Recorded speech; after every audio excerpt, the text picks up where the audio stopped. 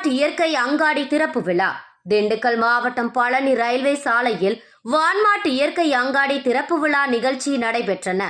தொடர்ந்து இந்நிகழ்ச்சியில் பழனி மாவட்ட அனைத்து வணிகர் சங்கங்களின் பேரமைப்பின் மாவட்ட தலைவர் சரவணன் கலந்து கொண்டு ரிப்பன் வெட்டி திறந்து வைத்தார்.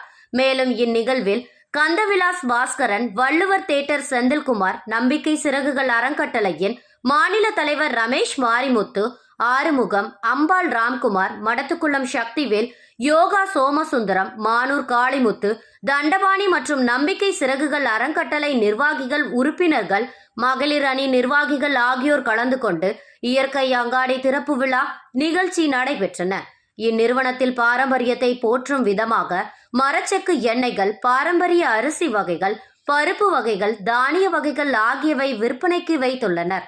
மேலும் மனித உடலை பாதுகாக்கும் வகையில் பல்வேறு ஊட்டச்சத்துக்கள் நிறைந்த பாரம்பரிய உணவு பயிர் வகைகள் வான்மார்ட் இயற்கை அங்காடியில் விற்பனைக்காக வைக்கப்பட்டிருந்தன.